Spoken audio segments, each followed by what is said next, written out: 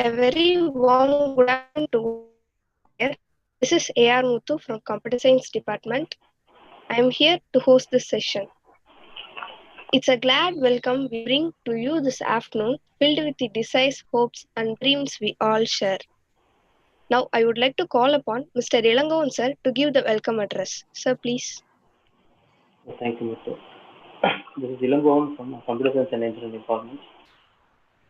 Good afternoon to one and all present here. It's my great pleasure to welcome you all for the Day 8 afternoon session of the Faculty Development Program on Technical Teaching Learning Methods towards Outcome-Based Education. Respected Principal Dr. Soundarajan sir, Honorable Chief Guest Mr. Mahaboob Hussain sir, our beloved head of the department, the program coordinator, faculty members of our department, and all my dear participants. I find immense pleasure in welcoming you all for the today's afternoon session. I ensure the session will be very fruitful for each one of us. Thank you. Thank you so much, sir. Better than 1,000 days of diligent study is one day with a great teacher. Sir, could you please give the introduction about our chief guest? Sir, please. Yeah, it's my great privilege to introduce our guest today. Mr. S. Mahaboob Hussain is an educator, researcher, facilitator, and efficient network enabler, currently working as professor in Computer Science and Engineering Department and head for IEDC at Vishnu Institute of Technology, Bhimavaram, Andhra Pradesh. He has published 30 plus research papers in the field of forensics and semantics with 4 Best Paper Awards in international journals and conferences. He received a Research Excellence Award by Indus Foundation at Indo Global Education Summit for his research contributions. He is serving as advisory, editorial board member, technical committee member, organizing committee member, and reviewer for several reputed international journals and conferences in India and abroad. He served as an internal advisor for Pradhan Mantri Yuva Yojana, Ministry of Skill Development and Entrepreneurship, Government of India. He is a mentor of change at Atal Innovation Mission, NITI Ayuk, Government of India. He is one of the leading facilitators towards executing innovative programs such as Smart India Hackathon, MHRD, GOI, TIE, GRAD, Business Idea Tournaments, Quest Global Services, Singapore, and many more. He visited Stanford University, California as a faculty champion at TICUM, the world's largest entrepreneurship conference, and TIGRAD Global Business Idea Competition at Silicon Valley, California, USA. He is the Vice President, Consulting Services at Basha Research Corporation, BR Corp.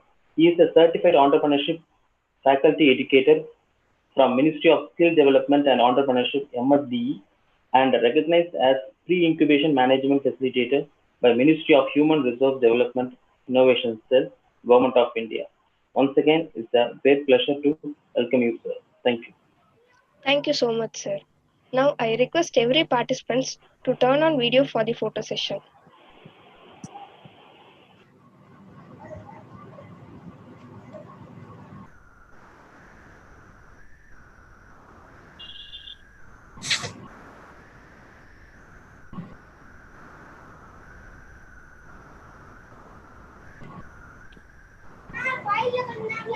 Okay.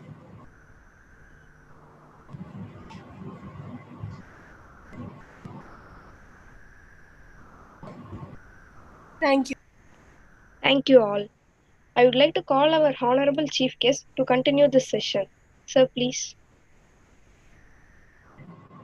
Thank you very much for Muthu, first of all, handling this session, and thank you for introducing me. Without any late, we'll start our session.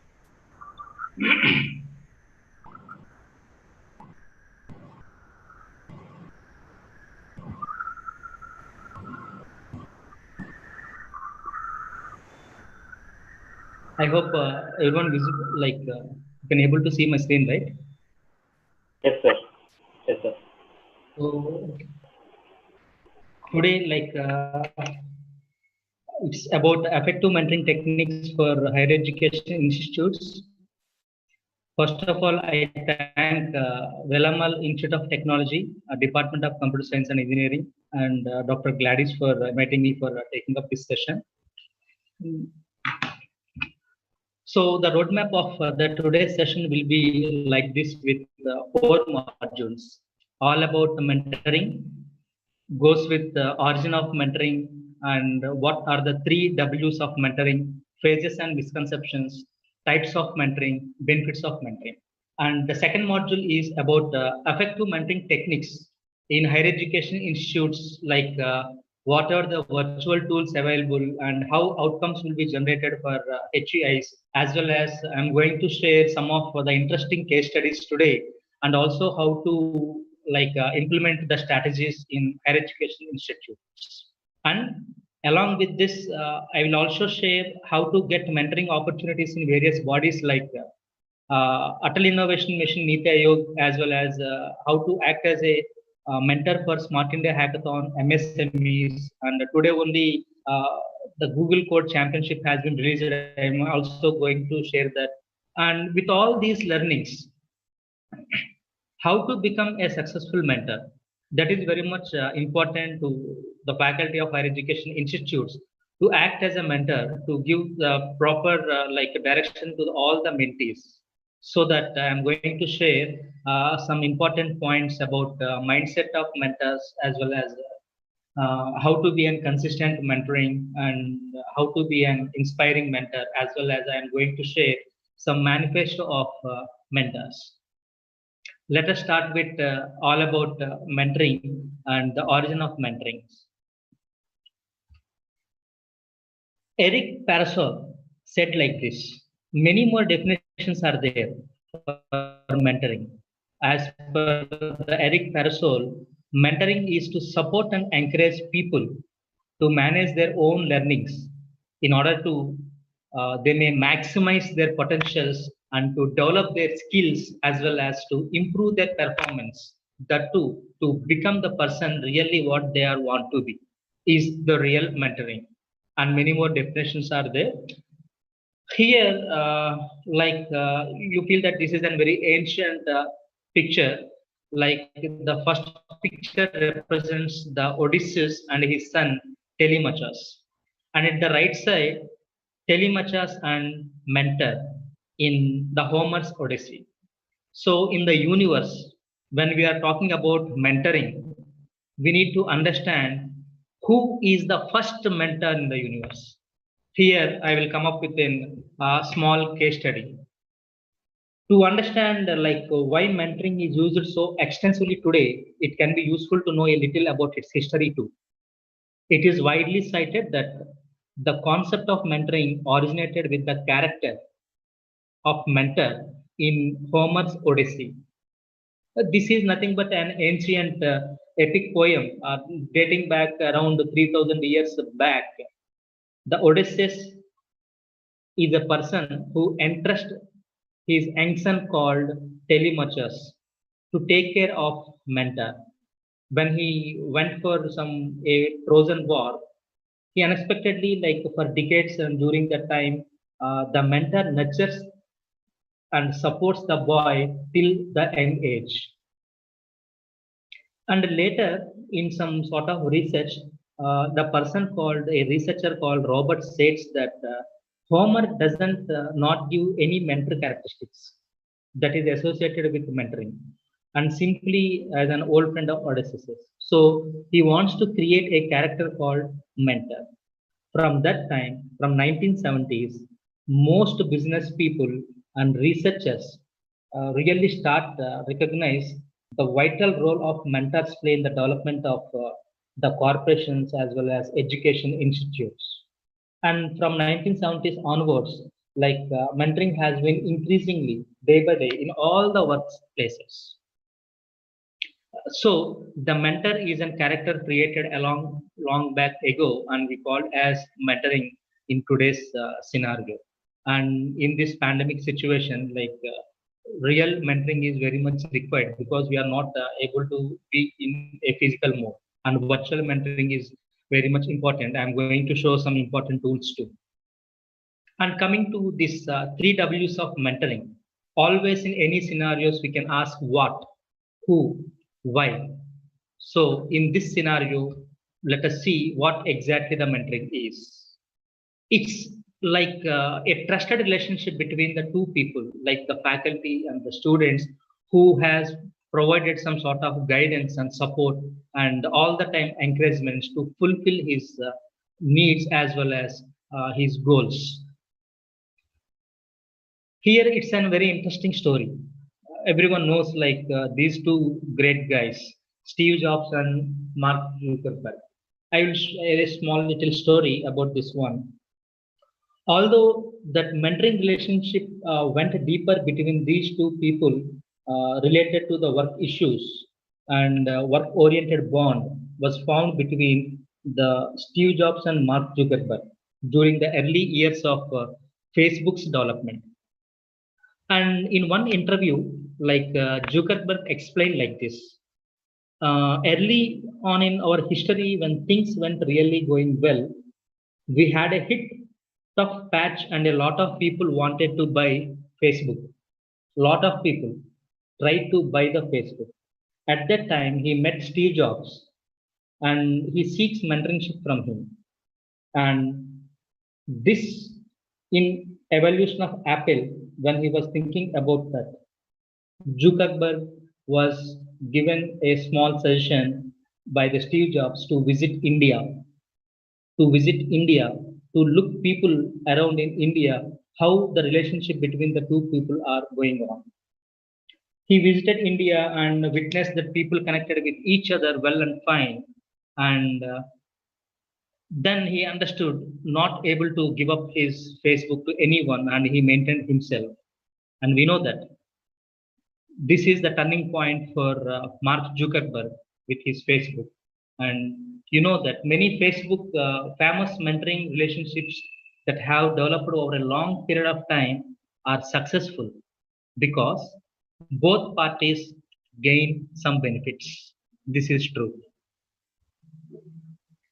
We can overcome with many personalities in our career and lives.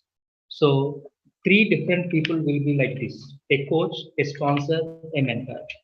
A coach always talk to you and a sponsor always talks about you, whereas the special character called mentor talks with you. With you is nothing but the everything what exactly you want, and it also like it talk with you is nothing but it helps what exactly we are looking for, and the mentorship starts from there.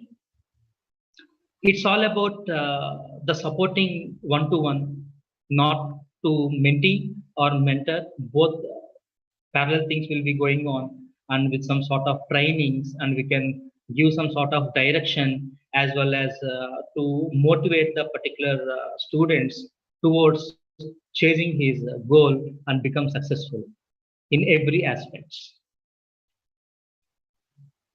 Mentor is a person who can guide and navigate the professional journeys and also can gain some sort of respect from the mentees and exploring the current situations of the particular students to give the high support and some sort of suggestions to explore and reach the goals. And the mentee is whoever taking all the fruits, like the services given by the mentor is nothing but a mentee who is being mentored, as well as with the mentor of the current situation who explores that. Also, whoever seeks the supports from advisors and supports from the mentors is called a mentor, mentee. So these mentor mentee is an excellent relationships. Moreover, in higher education institutes, this should be like on for more laurels and more outcomes for the institutes. And the third W, why? Why to mentor? So if we see the statistics of the history and the past researchers, like most of the 96% of the people said that they can able to achieve their goals using mentorships. And see, most of the 100 companies, Fortune companies, are successful due to mentoring, that is 71 percentile. And whoever having the mentoring sessions, the most successful, they become the most successful managers in many areas, and it increase the retentions.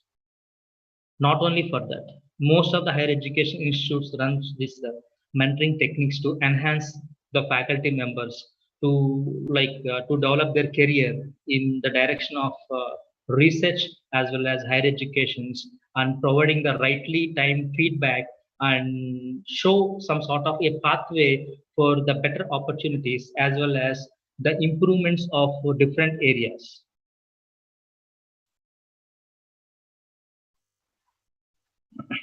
So, what will be the qualities of a good mentor?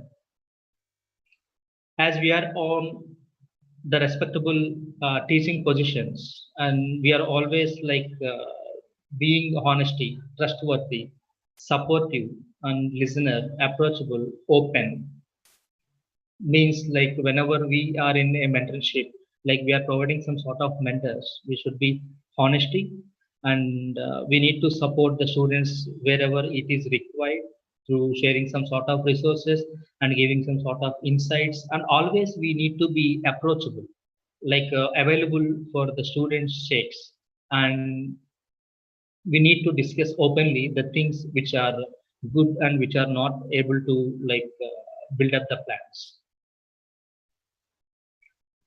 Mentoring phases and misconceptions are there. Here we need to understand the 5 phases of mentoring.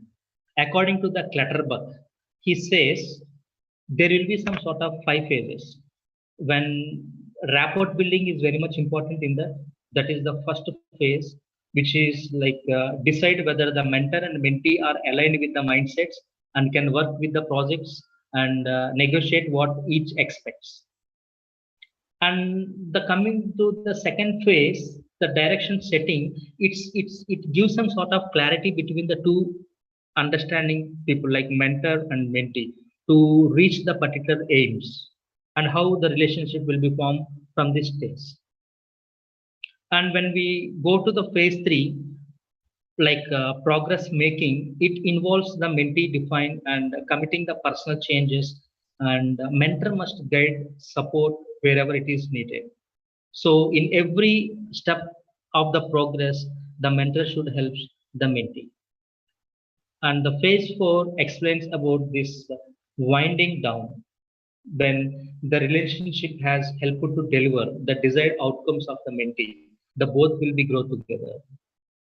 And the later, the moving on professional friendship, whenever the students pass out with the final year, all the 4 years has been completed and he is ready to step out from the institute, and we need to decide whether we are like uh, continue with the relationship or not. So whenever we continue, that is a different case. In his next career, we are also helping him in different scenarios.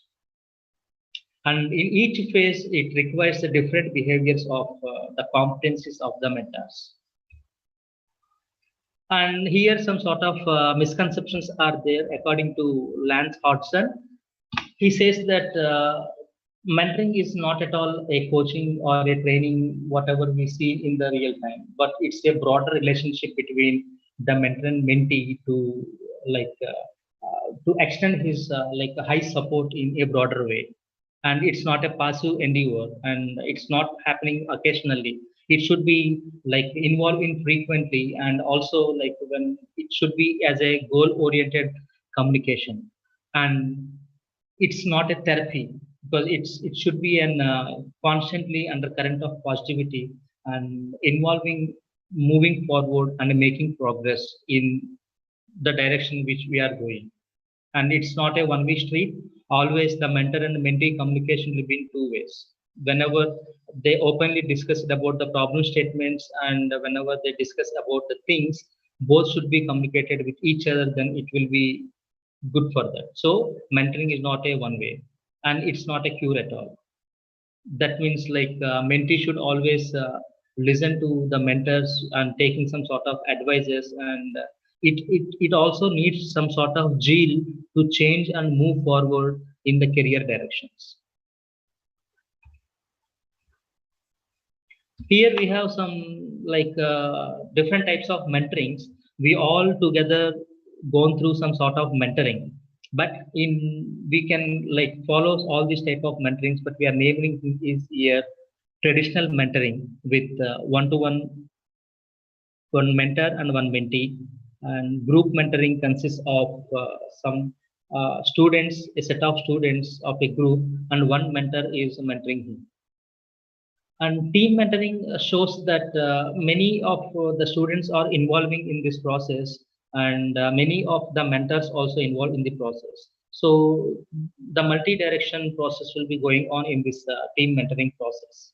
In some cases, in peer mentoring is very much required in between the student to student. So peer mentoring, even though having the mentors, sometimes the student can help other students in difficulties like in learning the things. And nowadays, e-mentoring is very much important, and we can call it as virtual mentoring, where no physical existence will be there. Everything will be gone online. We have some sort of tools about this e-mentoring. Some of the types of mentorings are like virtual mentoring will go for online, and some cases we can call it as a situational mentoring. Whenever we are attending some sort of conferences and workshops, and we discuss with some sort of professors and industry people in a short time to address a specific issues, and these types of comes into the situational mentoring. And when some cases, the mentoring cycle leads the information support around the entire group, and the members take turns to be a mentor or a mentee, leading to a cycle. It changes one to one time, it changes. And group or team mentoring comes into with several mentees, with several mentors. Peer mentoring, as we discussed, one to one communication with the student to student, where reciprocal then hierarchical relationship will be there. Reverse mentoring is in some cases like the younger people mentoring the most experienced individuals, and both parties will get benefited from each of the learnings. They teach each other and learn at the same time. This type of mentoring is the reverse mentoring. And in some cases, according to the age constraints, we concentrate on more about academics when the student at an institute level, which is less than 24.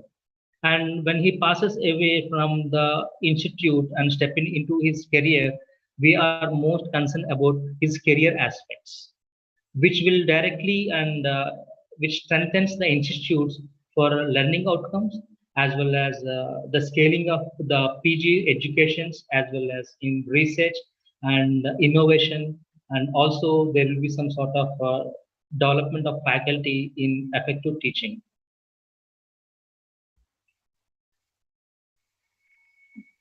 Here, what exactly the benefits are? If we say mentee also having some sort of benefits, as well as mentor also having benefits, and organization also having some benefits in this journey of mentoring. How a mentee is benefited?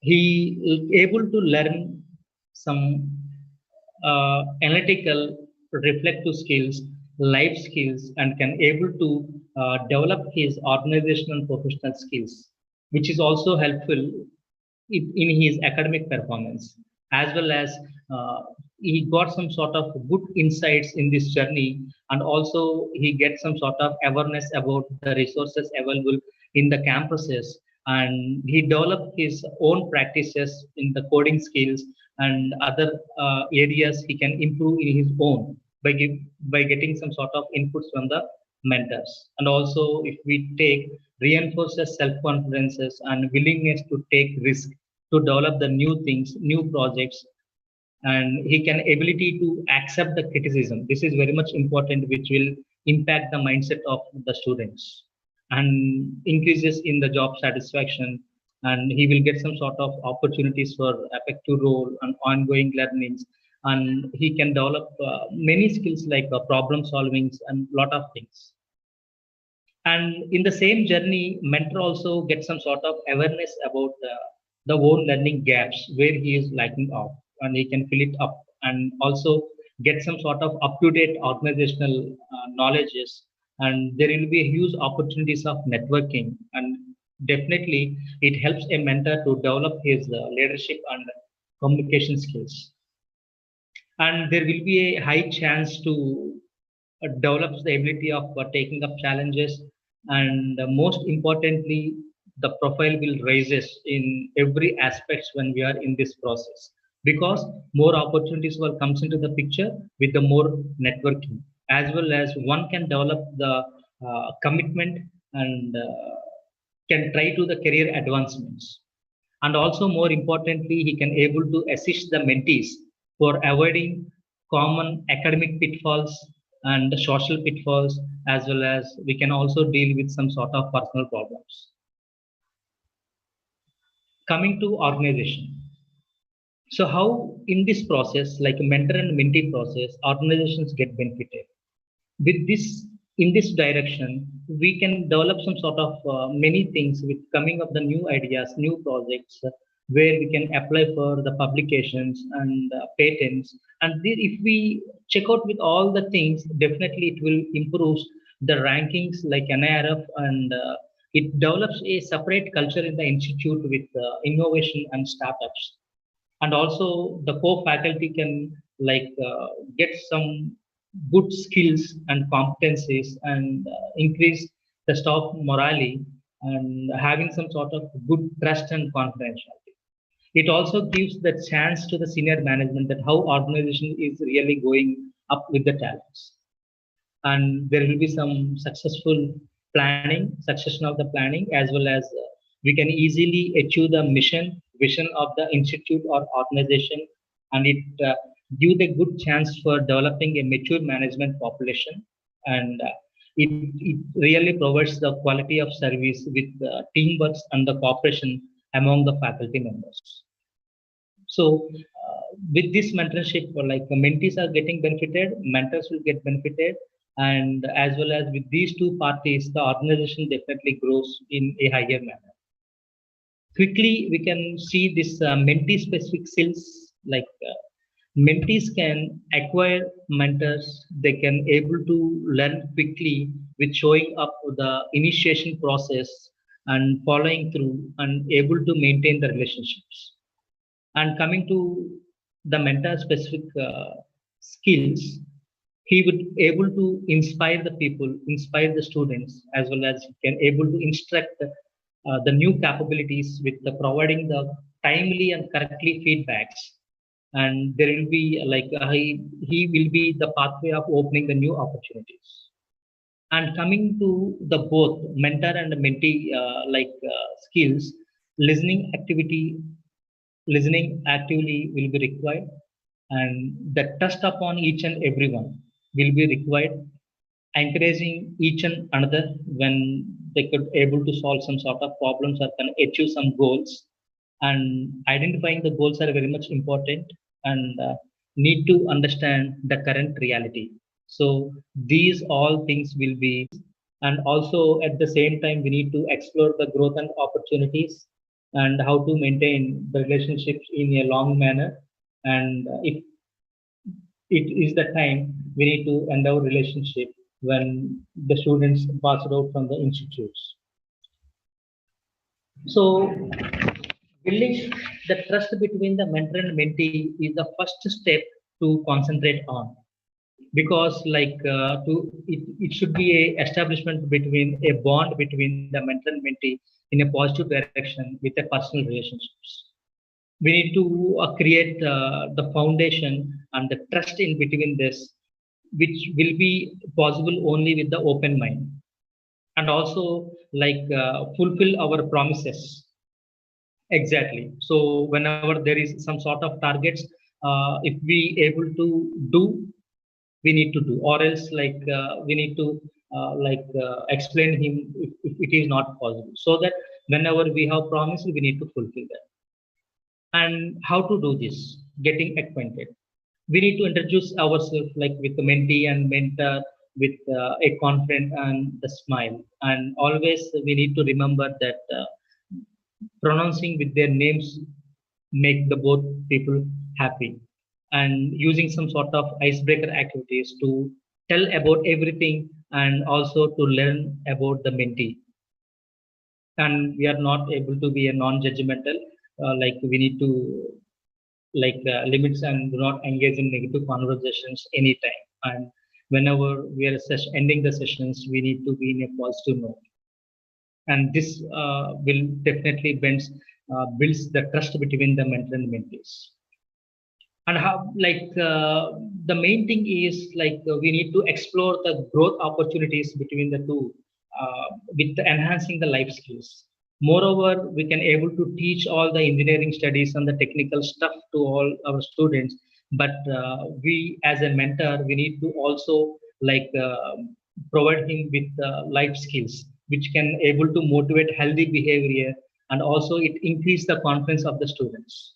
And the life skills really are the tools to survive, as well as it will give the proper learning process, and how to prepare a college interview, like these type of comes into the life skills. And for example, let us say teamwork and communications, like how to maintain the time management, and making them understand the importance of educations and applications of educations, and how to set a particular goal. And also we can explain him about the personal appearance and the hygiene. And moreover, the important thing is the time management. Also, due with these life skills, one can able to prepare for the decision making skills. When coming to the problem solving, always the mentor should assess the mentees with the problems and identify the solutions, and also can able to review the pros and cons of the decisions which we are going to make it. And also we can discuss the preparation for academics for any entrance examinations which is coming up, and we can also help in for scholarships, and also helps in the research needs. And with these type of activities from the mentors, definitely will sustain the relationship.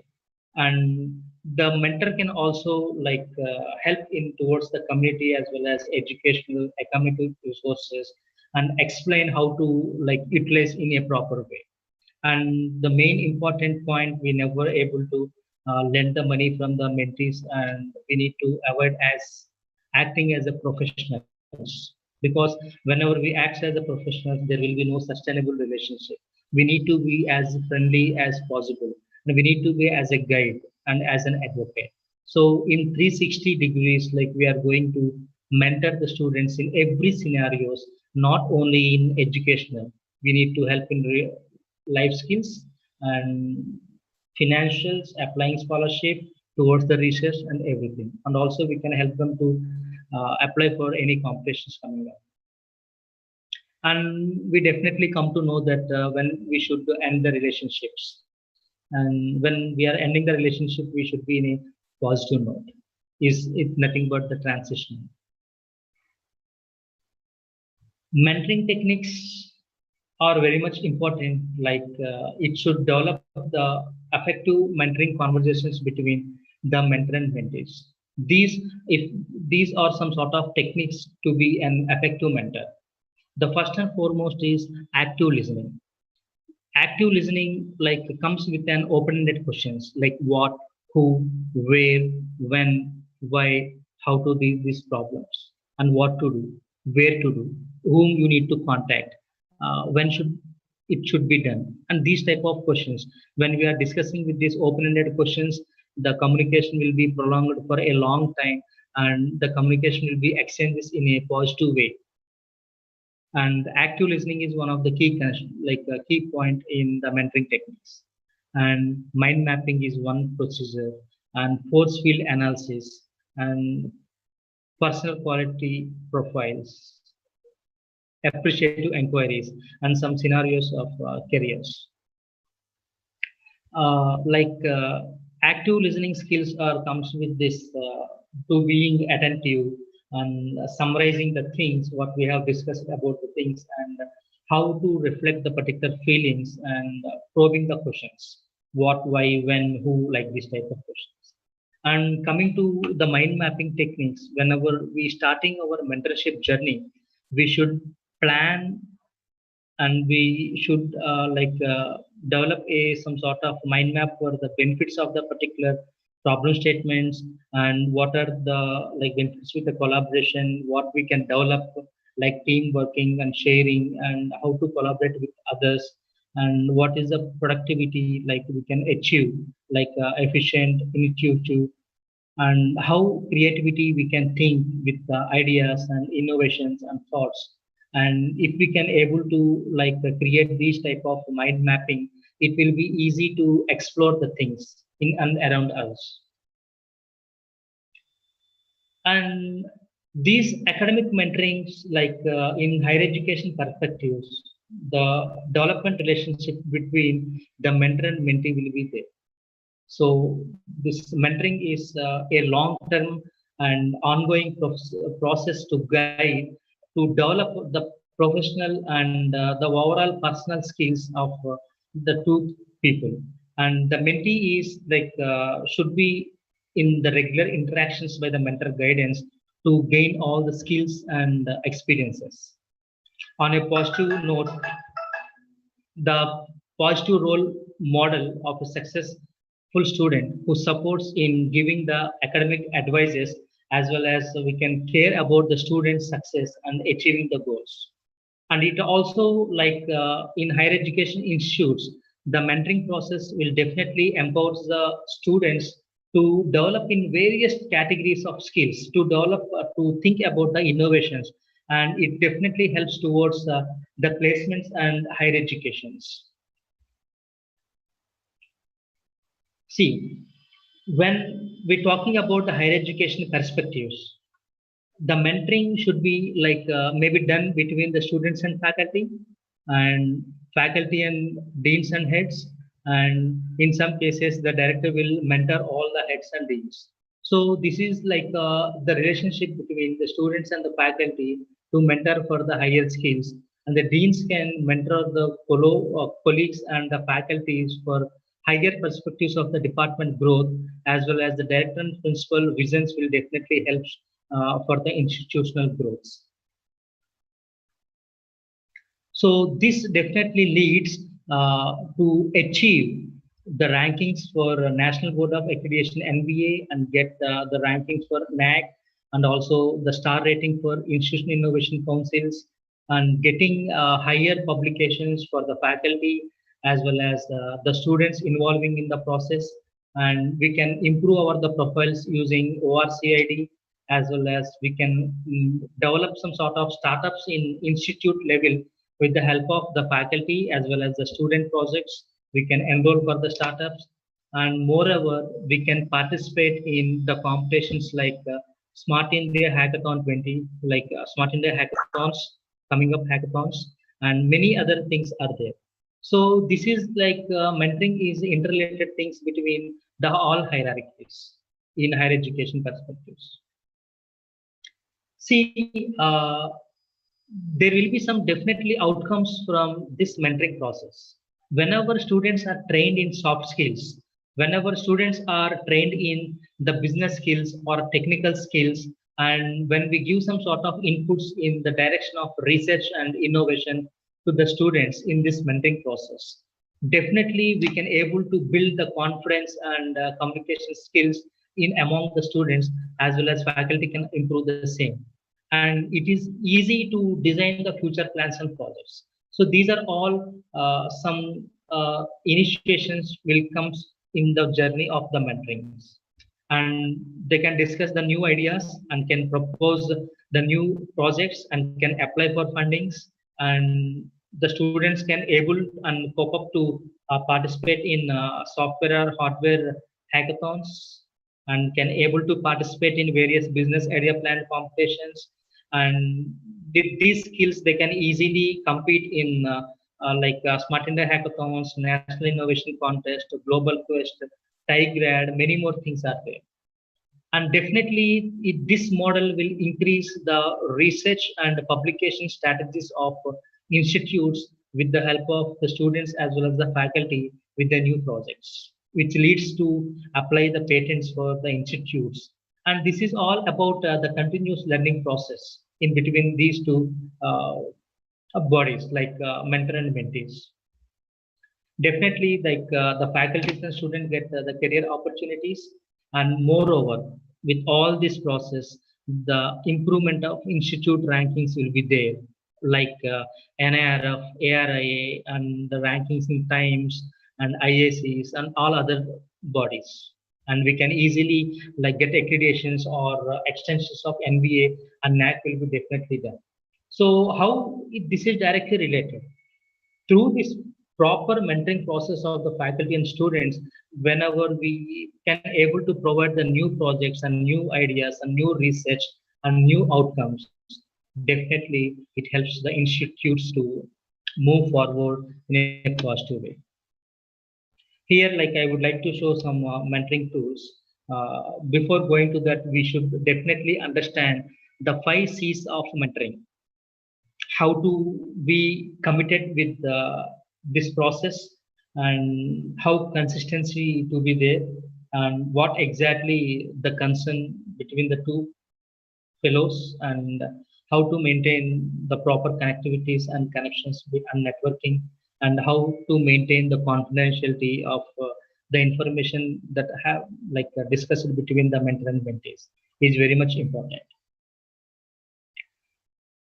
The mentor should always committed to this process, and he should clearly understand what exactly we are doing in this mentoring process, and we should understand what exactly the commitment is, and we should maintain some sort of commitment, like to process it consistent with the commitment will comes into the picture, and we should be regularly attended and timely, and the timely mentoring sessions will definitely help the students, and we need to participate in a full-fledged manner.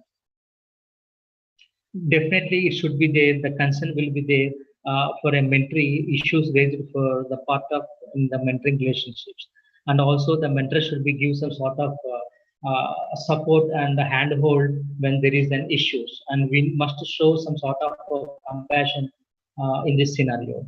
And see, when we are connected with these mentees, we are not supposed to say like you can get out of it what you put onto it. It's not be a true when think of mentoring. We need to always try to share all the expertises, and we need to get some sort of respectable rapport in between the mentor and mentees. So this leads a excellent connection between the mentor and mentees to move forward in this mentorship journeys. When coming to some sort of issues like the personal things or any like patent applications or something else, we should be like confidentiality should be recognized and always should be respectable. In some cases, we can definitely inform the things with management or HODs or principals, and should be discussed in a confident manner. These SWOT assessment and SMART goal settings, application forms, feedbacks are the important mentoring tools to mentor the students. And simply, the SWOT assessment is like finding out the strengths of the particular people who are approaching with you, and we need to identify what are the strengths and what is the capacity and capability of the particular students, as well as we need to find the weaknesses of the student, where he is good at and where he is lagging at, and also we need to find out ourselves what exactly the opportunities we have and how to create opportunities from the problem statements, and also we need to recognize the threats in well in advance. And this tool will definitely help in most of the scenarios. We need to work it on the SWOT analysis, and this is an excellent medium. This model, SMART, is an acronym that you can use to guide your goal settings. How to set up the goals is very much important in mentoring process. To make sure that our goals are clear and reachable, each one should be specific enough That is nothing but simple, sensible, and significant. As well, we should be measurable. That is nothing but meaningful and motivating, achievable, achievables in terms of attainable the things and agreed, and also we should be relevant and realistic, reasonable and resourced, and result based activities should be there, and time bound is very much important. The last one, t timely, is time based, and the time limited, timely, time sensitive, these are all the things we need to be considered. Coming to this specific thing, coming to this specific thing, your goal should be clear and specific. Otherwise, you won't able to focus your efforts uh, or feel truly motivated to achieve it. When drafting your goal, try to answer these 5 things. Again, we are discussing about the 5 W's. What do I want to accomplish? Why is the goal important? Who is involved? Where is it located? Which resources or limits are involved? This is very much important to specify our goals. And then it is very much important while discussing about the measurable goals. We can track our progress and stay motivated. Accessing progress helps us to stay focused, meeting our deadlines, and feeling the excitement of getting closer to achieving our goals. And we can also question ourselves: how much, how many, how will I know when it is accomplished? If we can ask ourselves, it will be easy to be a measurable. And it also to be an achievable, that our goals need to be realistic and attainable to be successful. In other words, it should stretch our abilities but still remaining possible. When you set an achievable goal, you may be able to identify previously overlooked opportunities or resources that can bring you closer it. Here we can ask ourselves about how can I accomplish this goal. How realistic is the goal based upon the constraints, such as like sometimes financial factors will be involved, and how relevant is this, how realistic we can work it out with our goals. Does this seem worthwhile? Is it the right time? Does this match our other efforts or needs? Am I the right person to reach this goal? Everything need to be measured to check out whether it is realistic or not. And also we can check it sometimes, is it applicable in the current social economic environment or not. And moreover, within the smart, the last one, timely, is very much important. Every goal needs a target date, so that we need to fix some sort of deadline to focus on, and something to work toward. This part of the SMART goal criteria helps to prevent everyday tasks from taking priority over our longer term goals. Like usually we can ask, when, what can I do in the 6 months from now onwards? What can I do 6 weeks from now? What can I do today? This is very much important to setting up our goals. These application forms are very much important with some sort of criteria. Like we can completely know about the mentee, what he is exactly, and what are the skills he have, and what are the things we can able to understand from the applications. We can also understand about his work-life balance and governance, like what he is from, what is his background, what is his percentage of the subject, and everything. And we can easily understand the skill sets of the students using these application forms of the mentor. And this is an important point while discussing about the feedback forms, with the questions like assessment, self-assessment questions here on a particular scales. For example, in this scenario, my mentee was accessible and available. Whether he is accessible or available whether the mentee behavior and attitude is right or not, whether can I recommend the programs or not, mentee is participating in something. Whenever you want to give some sort of feedback, so this feedbacks definitely helps the mentee in coming up the sessions with enhancing his skills. And this feedback is not for evaluating his weaknesses, but definitely it can improve his weaknesses using these feedback forms. And some other surveys will also be done using these feedback forms. And virtual mentoring, the main important aspects in the current scenarios are virtual mentoring using mobile apps and video conferencing and scheduling and some other softwares and etc. As we all know, mentoring tools like Microsoft Teams is there to conduct some sort of online classes and sessions.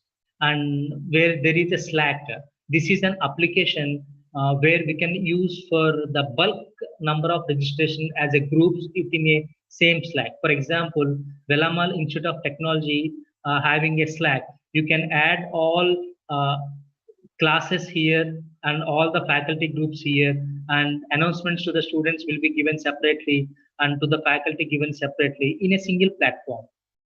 And we can able to use the Skype, and Zoom is the best application for as a video conferencing tool for mentoring also.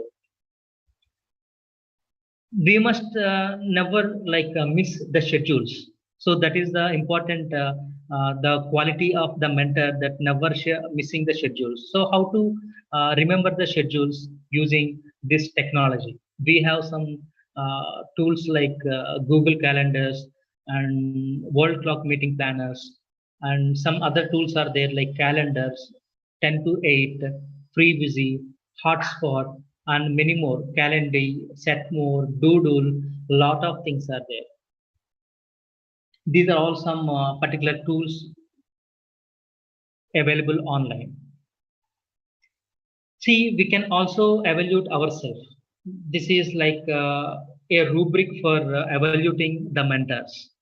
Rubrics in sense of availability of mentor, and this is of a scale of 100. For example, let us take in a scale of 100, we can check the availability of mentor all the time, and whether the mentor having the problem solving skills and he is reflective to the particular questions, whether he is maintaining some sort of confidentiality and feedback, and whether he is giving the timely feedback or not with high encouragement or not.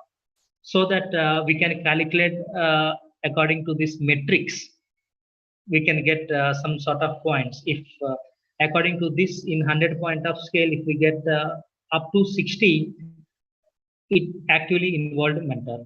And in between 28 to 37, if he is a normal buddy system mentor, and from 27 to 0, he is not a mentor at all.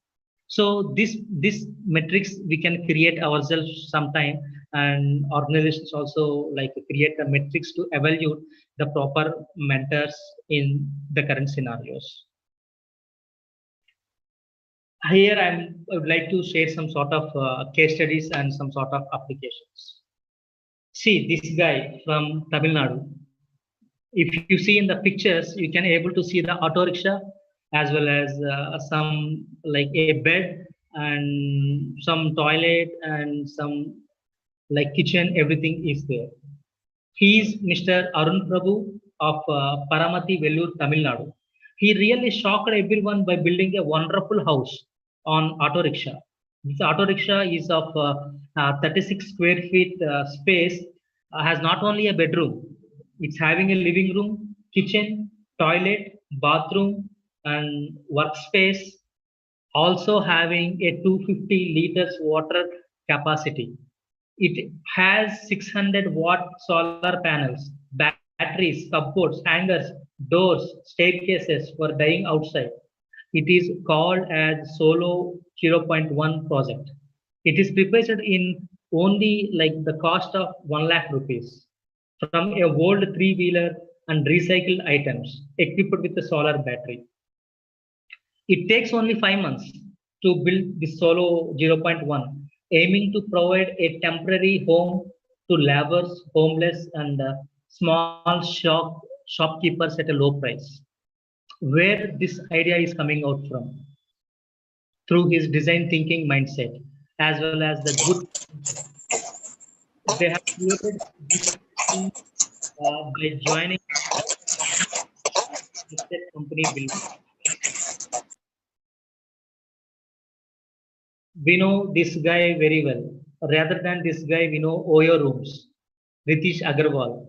He is the college dropout of age 7, but he was a millionaire at the age 22. With the right mentorship, he could able to establish his Oyo Rooms. He won't know Oyo Rooms. He has no own property, but he will provide the services. In the right direction, he went with the mentorships. And we know like how to recharge our mobiles. Mr. Kunal Singh, who is the CEO of Free Charge, he also get an excellent mentorship while establishing a company, and now like more than $400 million worthable project he have. This is a very interesting story. John Com and Brian Action. These two guys applied for a job at Facebook, but unfortunately they were rejected in 2009 itself. But you know what they did? They have developed WhatsApp. You know WhatsApp, right? So when they developed the WhatsApp, the Facebook doesn't know that they can do the lot of things in the technology to connect with the people. And now, however, we know that WhatsApp is equipped with the Facebook also. So see, this example definitely quotes that we need to really understand the wild area, wild ideas. We need to never underestimate any idea when coming to the mentorship. Maybe our mentees are sharing some good ideas or bad ideas. We need to think of it, and we need to think the sustainable model behind this. And how to implement the same scenario in higher education institutes. I hope this will be the good model for higher education institutes to develop with the students. We can plan with ideation level. That is nothing but we can call for ideas to submit and idea generations as an ideathon event where we may get 100 plus ideas at a time. And if we can able to create into the prototype models, we can encourage the students to develop into the prototype models as a product or a services. It should be like a development practice, what are the ideas coming from. And then we can plan for an internal hackathons in the institutes. Minimum, like internal hackathon maybe 3 or 5 days, but if we can plan for 2 days, at least, these prototype models will come into a realistic pictures. And most of the implementations will be done in the internal hackathons. After this process, if we can call for a docathon, like a hackathon, if we conduct a docathon is for research writings. Whatever the ideas we have, whatever the work done for prototype model, whatever the implementations we have done in internal hackathon, everything will be keep in the research writings. Then it leads for publication as well as for patents. And then we can able to apply or participate in external hackathons or competitions like SAH and many more things. In this process, definitely the students can achieve the placements as well as they can establish their own company as a startups. And the faculties also get more publications in towards the rankings of the higher education institutes. And what may be the action plans for the higher education institutes? There is also again a 5C model, like challenges which can give some sort of thinking direction for the student for a problem statement, as well as we can give some sort of choices to the students dealing with the issue or problem. And we need to get ready with the consequences, and we need to think in a creative manner to provide the creative solutions for the getting up ideas. And finally we can need to take a final action. And coming to these challenges, we can check it out like this. Which is the first challenge you would like to explore? We can ask to the mentees. Can you give me a picture of what is happening? Would be a positive outcome from this challenge? Then they will think in that direction. And we can give the choices. What do you see as the possible option you have for tackling the challenges?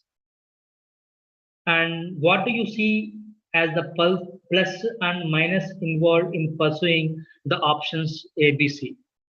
Pros and cons we need to discuss this in the consequences. And we need to make think the students in a creative manner to how it is possible to take the best parts from each option and create a new road for this particular problem statement. And what would you do if you could start all over it again? Because like when we are discussing about the creative solutions, one day we will get a particular solution, another day we will get some other idea. We need to flexibly shift to that particular thing for the rightly outcome. And what steps must you take to reach your goals and outcomes? And we need to get conclude. How can you do to get some early success? And we need to decide for taking a committed actions in the conclusion parts. In perspectives of the innovations and the startups from the students in the process of mentoring, we should care and share a defined problem statements for ideation process. And also we need to encourage the wild ideas. And sometimes ideation looks like all fun and no work, but we need to take a note on that. And also sometimes like to encourage the students who are participating in this type of activities, we should include some sort of papers, colors, and stationaries, encourage them to draw like storyboards. And we need to exercise the SWOT analysis all the time. And we need to go for quantity. This is the best option. See, whenever we call for the new ideas, within 1 minute, definitely we will get 100 ideas from 100 students, different ideas. We need to crack it and build the best one. From these ideas only, the startups can evolve or the best products or projects will be comes into the picture with the best outcomes as a research papers and publications along with the patents. And we must include the design thinking process in mentoring. And we knows that how to explore the problem, what exactly the empathize, how to define the problem, how to ideate, and how to prototype. Here, like for example, if you say the first step is exploring the problem statement from the ideas coming up, we need to empathize. The first stage of the design thinking process is to gain an empathic understanding of the problems that we are trying to solve. This involves consulting experts to find out more about the area of concern through observing, engaging, and empathizing with the people. I will show the real-time example for this in the next slide. Depending upon the time constraints, a sustainable amount of information is gathered at this time. And while defining the problem statement, we need to put together the information that we have created and gathered during the empathize stage. This is where we can analyze our all observations and synthesize for the particular problem statements. And to the define stage also will help the designers to gather great ideas to establish the futures functions of the particular problem statements. It will allow to solve the problems, and it will allows us to progress to the third stage called ideations by asking questions, which can help us for looking for the new ideas. And during this ideation stage, design thinking process, designers are ready to start generating ideas with the discussions, with one-to-one communication, multi-communication. Definitely, will get the best ideas to test and create the new ideas. We can brainstorm and these things to get more ideas. We need to start thinking outside the box in this particular stage. And prototype in this prototype with all the ideations and definitions and empathizing consideration, we will now produce a number of inexpensive scaled down versions of the products and some specific features for that. And finally, however, the evaluators and designers or the faculty or the mentors or HODs will definitely test our prototype to make it to the further levels. I will show this slide. So what exactly you can able to get from this slide? Maybe if you are able to find any problem in this particular picture, can anyone share?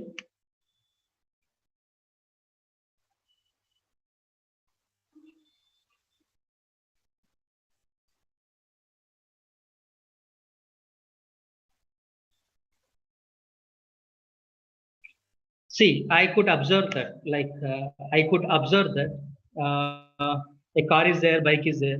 A middle class family is traveling on a bike with 4 members. So the same situation, a great fellow from our India has observed the same screenshot. This photo has been taken from his mobile, like the people traveling 4 or 5 members on bikes, and he wants to make the people happy. How to make people happy with the budget? And the fellow is nothing but the Ratan Tata. When he sees that particular picture, when he is in Bangalore traveling in his car, he found why these people are traveling 4 or 5 members on a bike. Why don't we design a best solution for the middle class family who can afford 1 to 2 lakhs to buy a car? And this design thinking process evaluated, and with all the brainstorms, he could able to design a car called Tata Nano. This is design thinking process. And the people who traveled on bikes with 4 or 5 members now traveling with an affordable cost on a car. This is what the design thinking process, when we found any problem in around here, we could able to catch it and make it into a solution. Then it's nothing but taking opportunity from the problem statements. As we are all electrical engineers, computer engineers, chemical and industrial engineers, aerospace, all together will definitely change the world. In case of the mentor and mentee relationship between a supervisor and a research scholar mentoring. See, proper mentorship will be always helpful. For example, let us say, so if many of the faculty members or the researchers know, they can start their writing the research papers with the title, abstract, conclusion,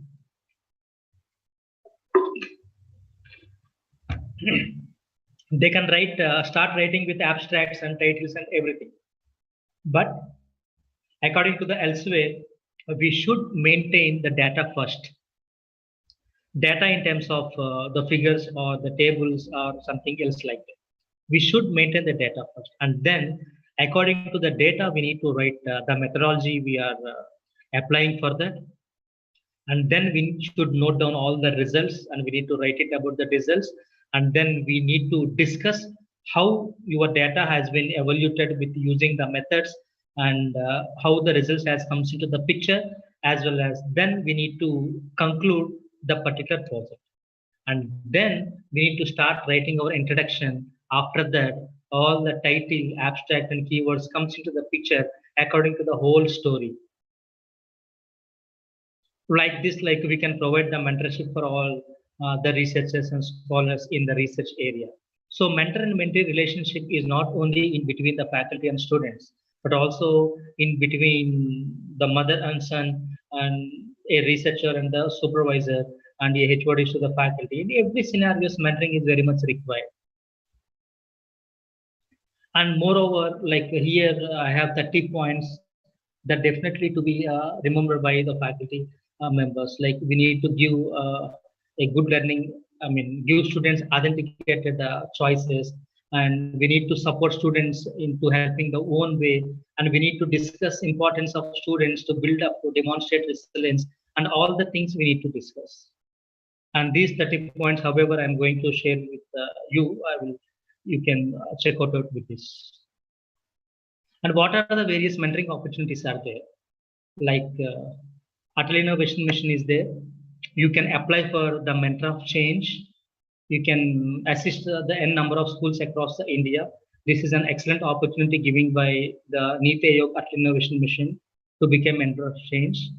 And you can also be a mentor for MSME. And if you are an innovation ambassador for your institute, IIC, you will also mentor some sort of teams for the National Innovation Contest and Smart India Hackathons. And some mentor opportunities also there in MIT. And today only I got this news about the Google Summer Code, which will be applicable for computer science and engineering students. Like to apply for this competition, and here also there is a relation of mentor and mentee documentation should be submitted in this scenario. And now, like the final module, how to become a successful mentor by changing the mentor's mindset and consistent mentoring, and how to inspire. What is the mentor's manifesto? Whatever we learned so far is all the theoretical part of mentoring, how to mentor, what are the opportunities, and what are the goals, specified things, and how to achieve it, SWOT analysis, and everything comes into the picture in the mentorship direction. But how to really like to become an effective mentor? We have four things: the right mindset, consistency, inspiring, and what are the do's and do nots of mentorships. First of all, let us discuss this about mentoring right mindsets, inculcating growth mindset, developing an empathy mindset, and encouraging the creative process. I'll just a moment, I will play this one.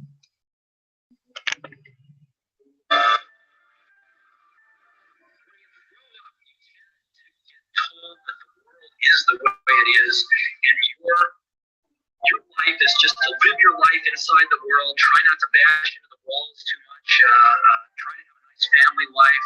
Have fun. Save a little money. That's a very limited life. Life can be much broader once you discover one simple fact, and that is everything around you that you call life was made up by people that were no smarter than you, and you can change it. You can influence it. You can build your own things that other people can use. Once you learn that, you'll never be the same again. So, according to the Steve Jobs, he says that the world is enough to get more opportunities. So you need to decide yourself whether you want to do it or not. So we have more opportunities to do here. We should there will be some growth mindsets and the fixed mindsets in the particular people.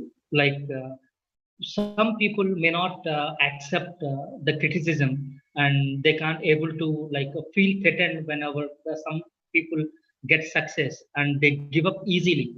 And some whenever we got some sort of obstacles, we can't able to handle the situation, and we can simply avoid the challenges. And these people can fall in the fixed mindset. As a result, they will achieve the very less things in the life, and they are not full potential at all. All this confirms a deterministic view of the world. But comparing to this growth mindset, these people are ready to accept challenges. And if they can effort, they can put the full efforts as a path to mastery in themselves as well. They can accept, they can learn a lot of things from the criticism. They never ever think about the negative words or the things. They will learn from that.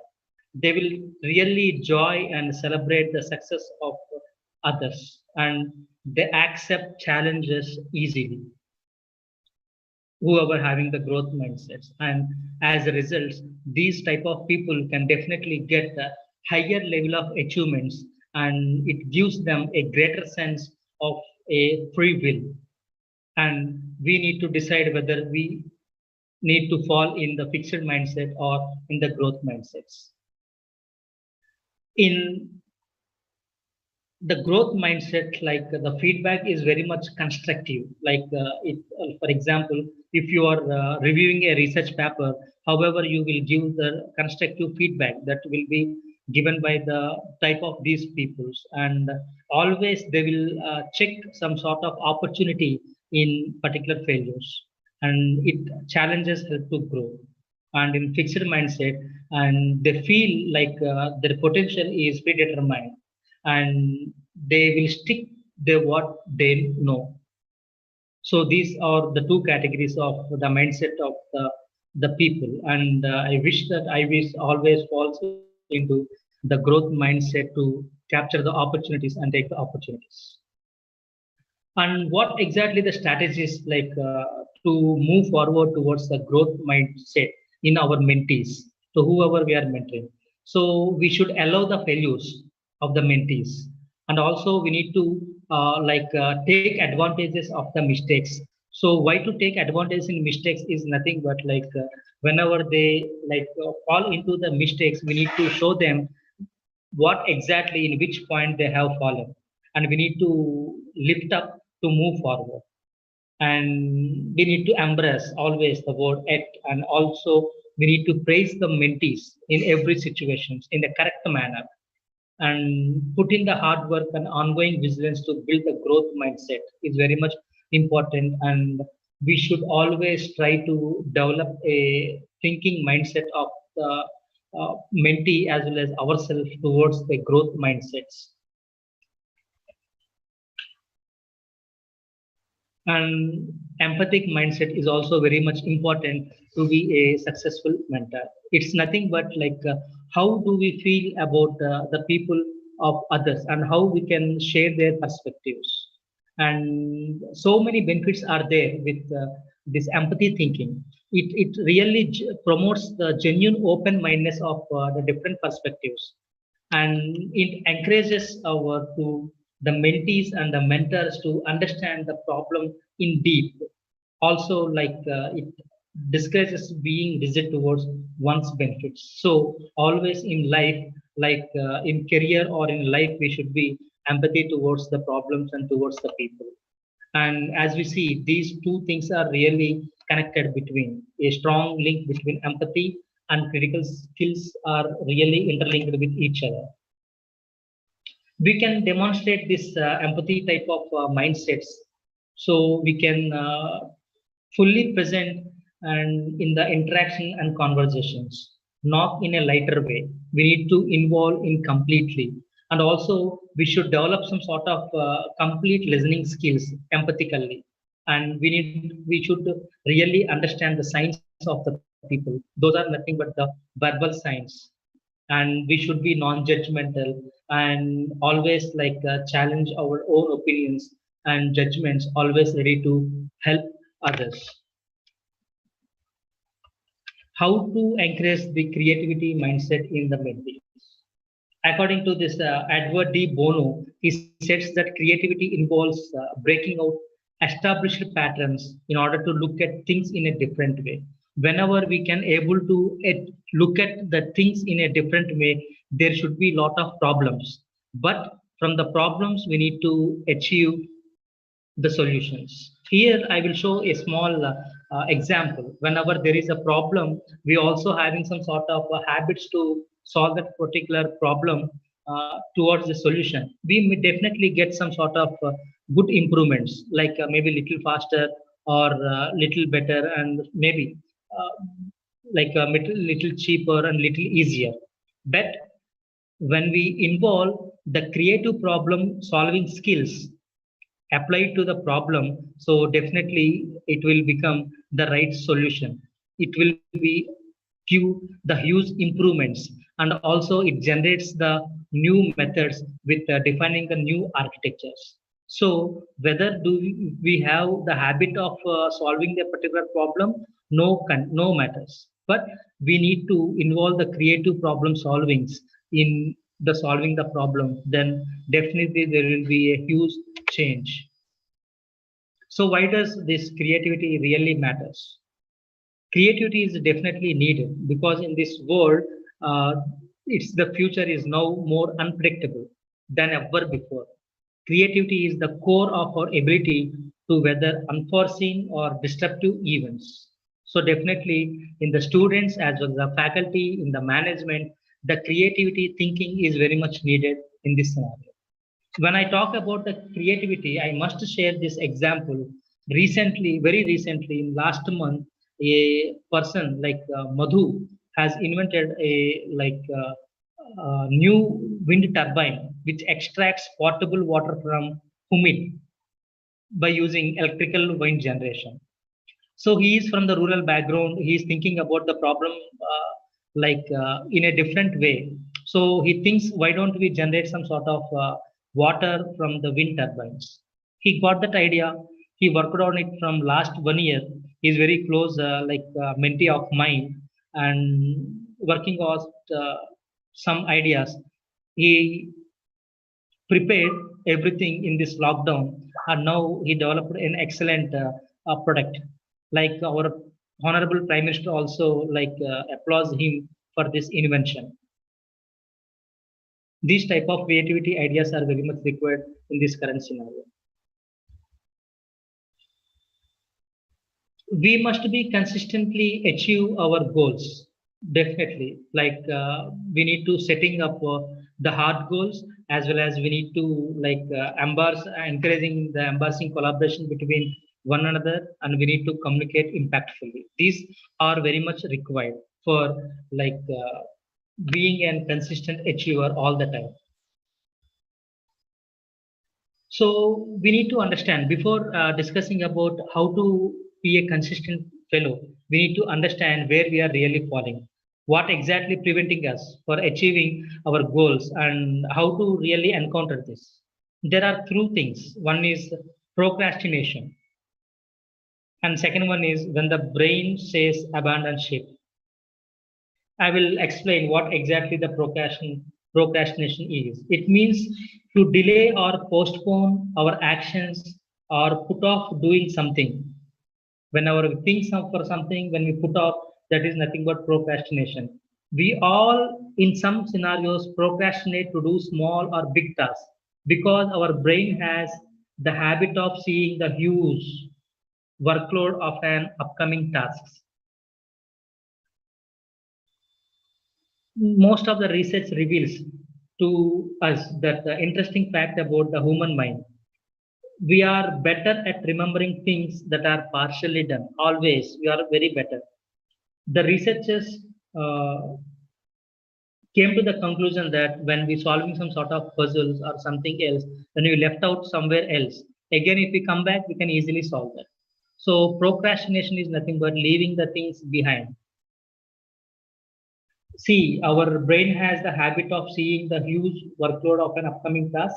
It also tends to focus on the most difficult parts or sections, and this is where procrastination brings to setting.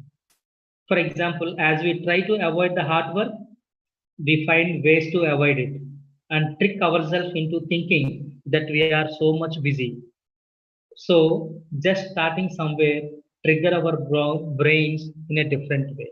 Then we never neglect the upcoming works, or we should always be capable of doing hard works.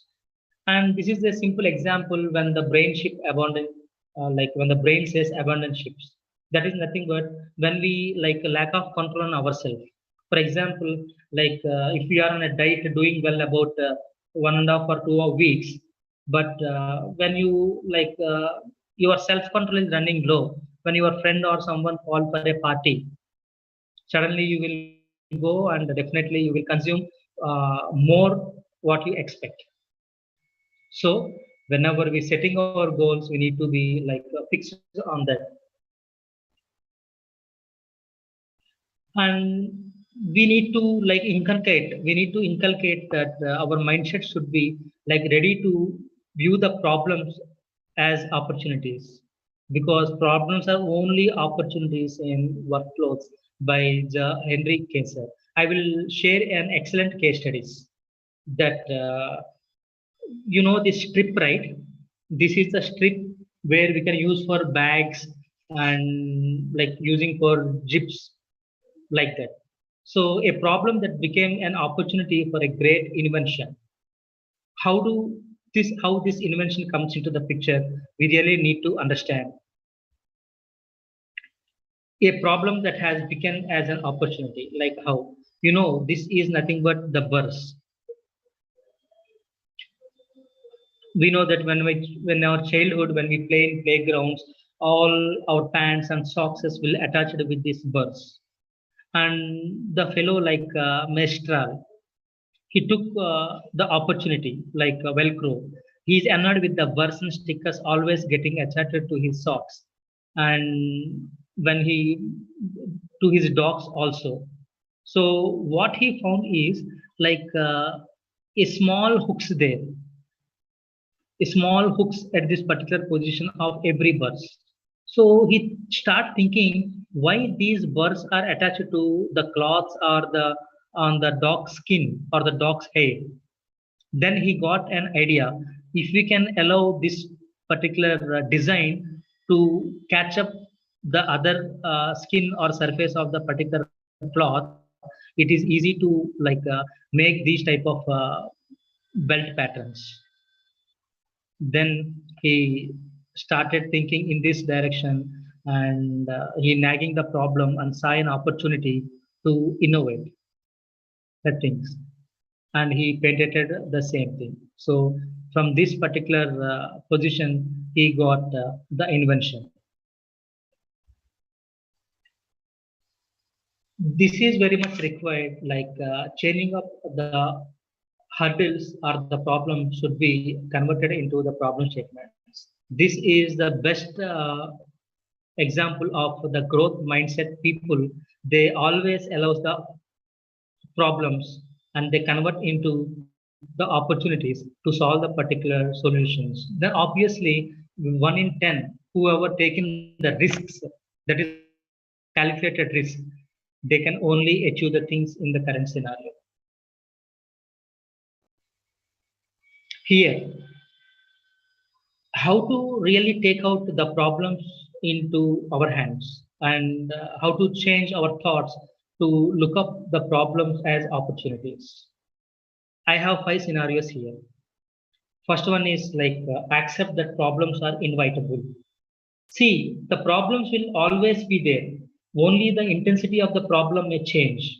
If you can able to learn to accept problems as normal and regular, completely unavoidable part of life, you will definitely have taken your first step towards handling them with more grace and objective understanding.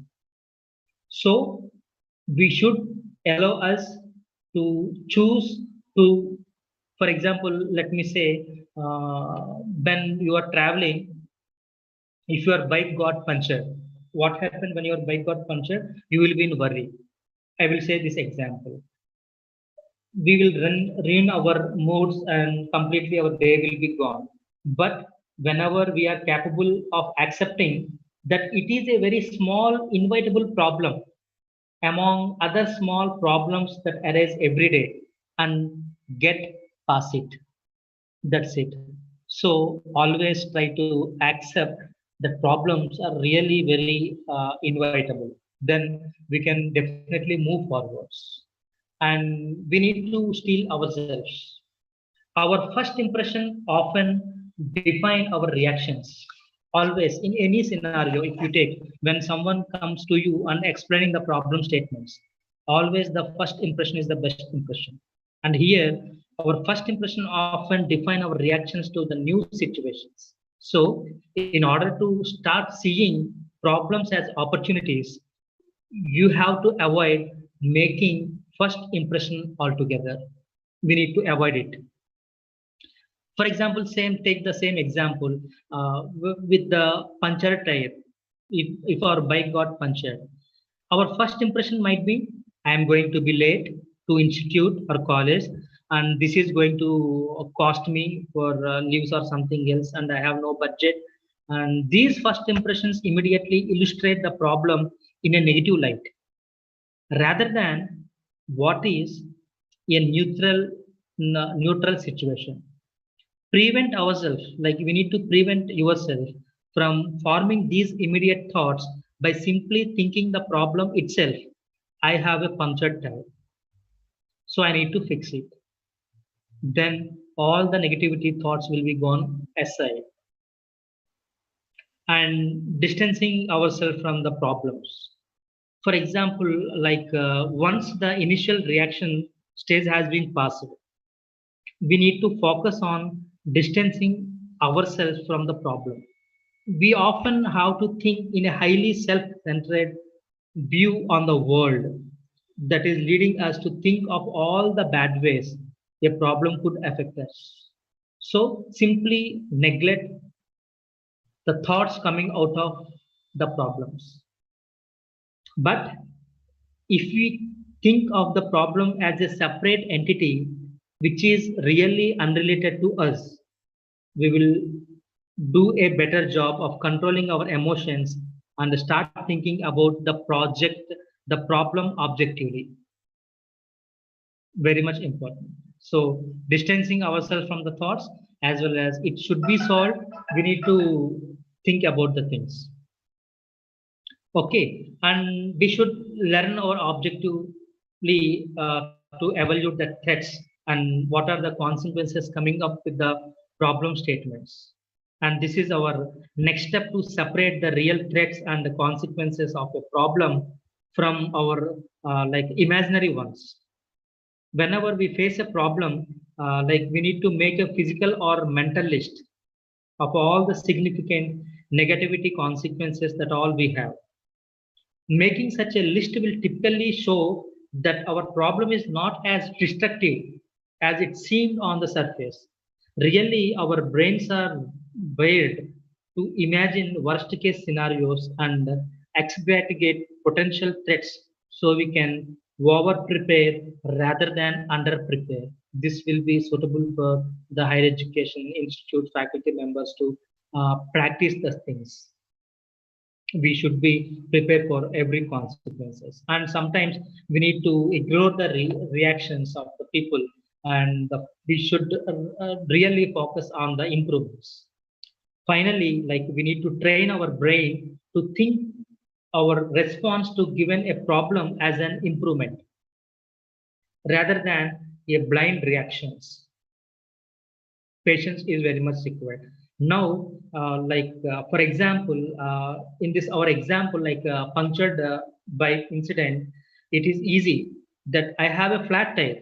Okay, now I have to fix it. That's it. This is the direction reaction to the situation, rather than thinking the sequences and consequences, and rather than thinking in a negative way that I should fail in a problem, I am getting late. Rather than think on the specific problem, if you have the punctured tire, we need to set it. That's it. Again, as with any mental shift, start out with the small scenarios and gradually work your way up to the larger ones. So, like changing our mindsets into a positive way is very much important in mentoring scenarios. How to become an inspiring leader? Because so as we are discussing these mentoring techniques and effective mentoring techniques in higher education institutes, we should be act as an like inspiring leaders for all our mentees and the followers. We need to capable of really celebrating the mistakes. In some cases, like we should really celebrate the mistakes, and we should like really encouraging and embracing the collaborations with everyone, and it should be impactably, like we should be communicate with one another with high impacts. And we are now going to focus on how to be an inspiring leader and how to give the tips to all our mentees as a life skills in our mentorship programs. And my famous the great guy, the Thomas Edison, he always says that he invented the bulb we all knows, but he said, I have not failed 1300 times, but I have successfully discovered the ways not to make a light bulb in 1300 ways. So he celebrated his mistakes. So he proudly says, I have discovered the 1300 ways not to do like that. And a person who never made a mistake never tried anything new, definitely. If he is not doing anything new, or if he not committed for any mistakes, he is not doing anything new. And some fellow like Thomas Watson, the founder of IBM, says always, you need to double your failure rate, because from the failures we must learn a lot of things and we will get really succeed. And taking up risk in some scenarios will definitely give best outputs.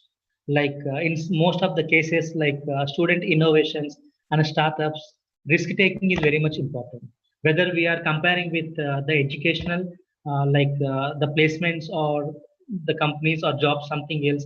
In other hand, we have also the other chance to set up a startup company by the students, but the students always get dilemma whether to proceed with as a job seeker or whether to be a job creator. When he wants to plan as a job creator, he should involve in sort of calculated risk, and we should invite all the failures. And whenever we stand ourselves on the failures, definitely like all the mistakes will be celebrated, and it should be like a journey for achieving all the goals whatever we are planned for. And you know one thing, this Ratan Tata got a created a prize for the best failed idea as he neared to retirement. The aim was to spark innovations and keep the company from avoiding risk. This is an best idea. So welcoming the failure. So whenever we are in the mentoring process, we need to understand how the risk and how the failures are to be encouraged to set up the new direction of the success and achieving the goals. And with mentees, how to dealing with the mistakes positively, and how we need to encourage the mentees, and we need to appreciate always the mentor's efforts, and we should show the compassion, and we are not allowed to blame for that. And whenever we able to analyze and understand the reasons of the failures, we can easily cope up with the success. And we can also some create changes to the process so that mistakes may not be repeated. And always we try to continue the appreciations for the mentees efforts, whether it is a mistake or a failure or a success, and always being humor is very much important. So how does one turn a mistake into celebrations of learning? Always like a positive learning experience that does not threaten a person's self-esteem or self-worth or risk-taking capacities. Some in most of the scenarios, some collaborations are very much required. If the collaborations will be takes place between two individuals, or in higher educations we need to collaborate with the other researchers in other institutes, and we can form as a groups as a researchers, and we can mentor by someone else, or we can mentor some other group of people. We should collaborate with the industry, we should collaborate with higher education institutes and IITs, NITs to get some resourceful ideas and timely feedbacks and also suggestions to grow towards our project ideas and successful goal completions. Definitely it will looks as a bigger picture, because so when our two or three mentees comes into the picture, when we're discussing about some problem statements, no two people are same, no people mindset are same. because with the several backgrounds, they have different perception of the problem statement. They can give different ideas and solutions for the same. And while mentoring in a particular project, it is better that we can involve different branch of students. So to get like, because like one project may have embedded systems and software and hardware should be evaluated. And it also teaches that new things we can also learn from the different background people, and collaboration will definitely like gives the highest solutions for the many of the problems. In many scenarios, it has been proved. And what are the exactly like advantages of collaborations among the students? They can able to change the ideas, as well as they can share the experiences in the projects. They can like cover up all the pitfalls and come up into the optimal solutions. And definitely the talent and strengths will be pulling off. And whenever we are working within a team, we can work together to share ideas, and we can understand how like we can negotiate and operate. This gives all the members to chance pick up their skills and building up the teammates to strengthen their strengths. When we are working with the same set of people and same branch of people, maybe we can stuck up with some sort of like point.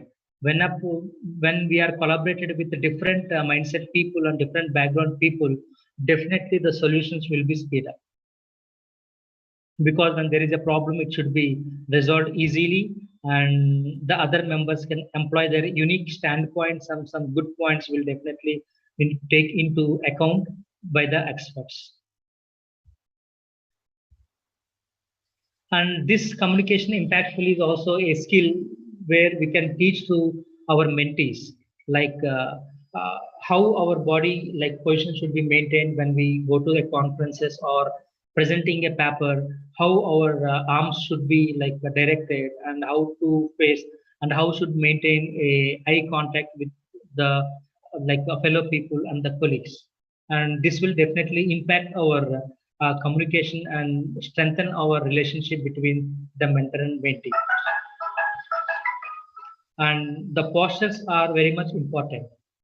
And let our hands talk, because the right movement of the hands and the best eye contact, and thus always maintaining the smiles on the face will definitely work out. See, for example, I will show you an example here, like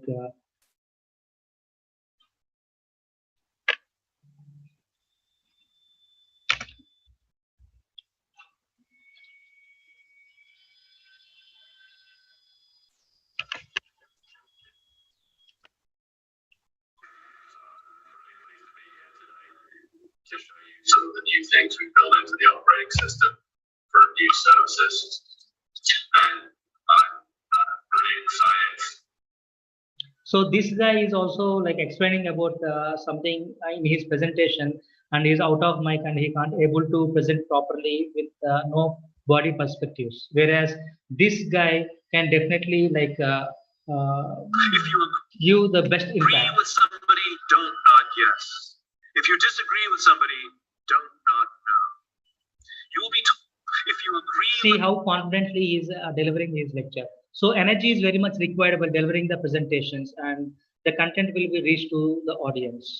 And coming to the mentor's manifesto, like whenever we be an effective mentor, we should communicate very clearly, understanding the scenarios and getting all the answers from the students, as well as we need to build up the critical thinking skills, as well as we need to separate our the opinion from the facts. We need to discuss in clearly about what exactly the fact is and what exactly the opinion is, and we should be optimistic and patent, and we need to understand always learnings take times.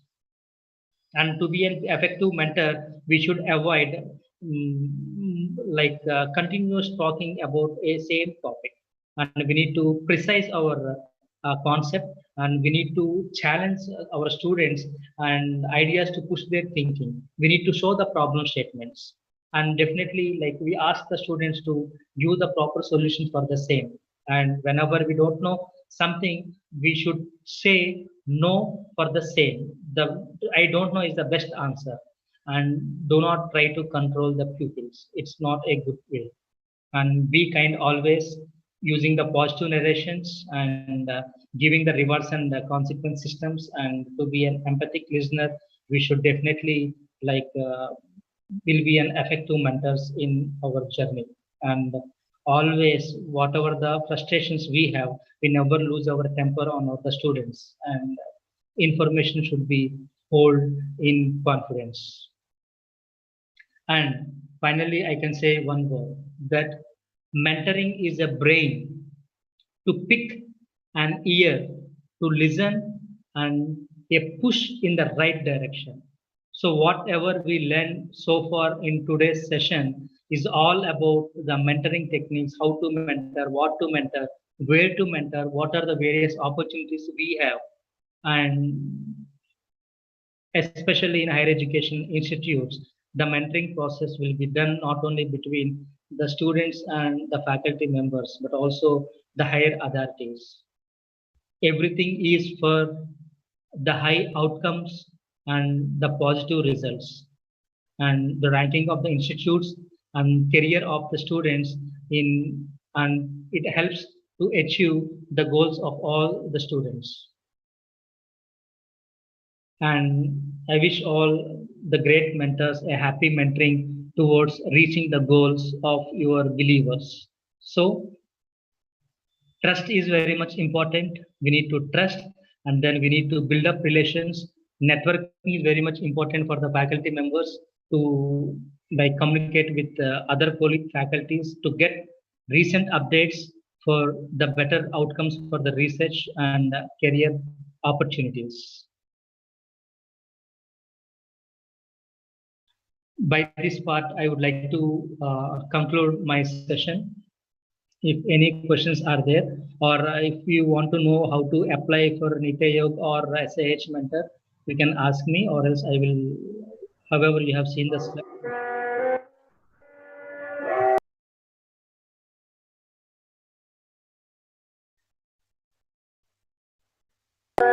Participants, any questions, please?